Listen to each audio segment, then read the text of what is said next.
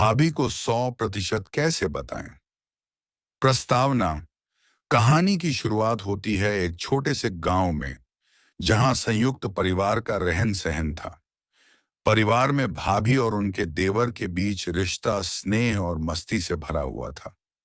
देवर अक्सर अपनी बातों को मजाक में टाल जाता था और भाभी भी हंसकर उन्हें नजरअंदाज कर देती थी। लेकिन इस बार देवर को भाभी से कोई ऐसी बात कहनी थी जो मजाक में नहीं बल्कि पूरी गंभीरता से थी। कहानी का विकास। एत देवर का उलझन। देवर, जिसका नाम रोहित था, भाभी के प्रति दिल से बहुत आदर रखता था।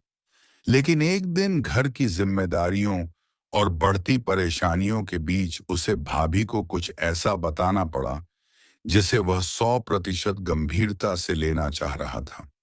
वह सोच रहा था कि बात को कैसे कहे ताकि भाभी उसकी बात समझ सके।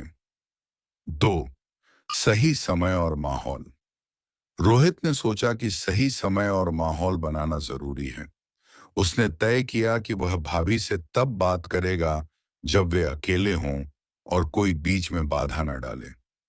एक दिन मौका मिल गया। पूरा परिवार शादी में गया और भाभी घर पर अकेली थी।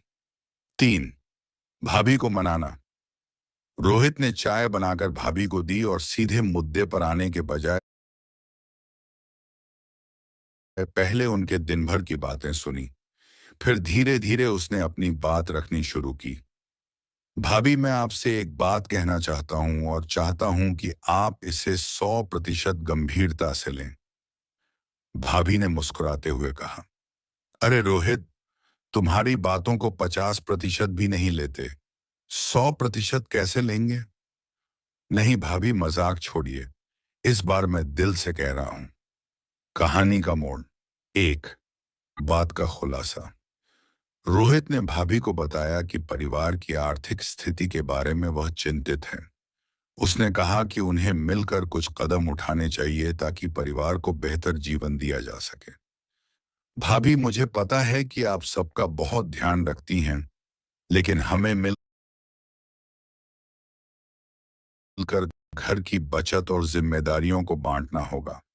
मैंने कुछ प्लान बनाए हैं और चाहता हूं कि आप उन्हें देखिए। 2.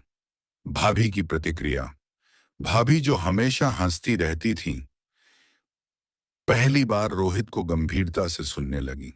उन्होंने उसकी बात को 100% समझा और कहा, तुम बिल्कुल सही कह रहे हो। अगर परिवार के हर सदस्य ने ऐसे ही सोचा तो घर की हालत सुधर सकती है। मैं तुम्हारे साथ हूं। निष्कर्ष। इस तरह बेटी बात समझाई, बल्कि उनके साथ मिलकर परिवार को बेहतर दिशा में ले जाने का फैसला किया। टाइटल: भाभी को 100% कैसे बताएं, रिश्तों की गहराई।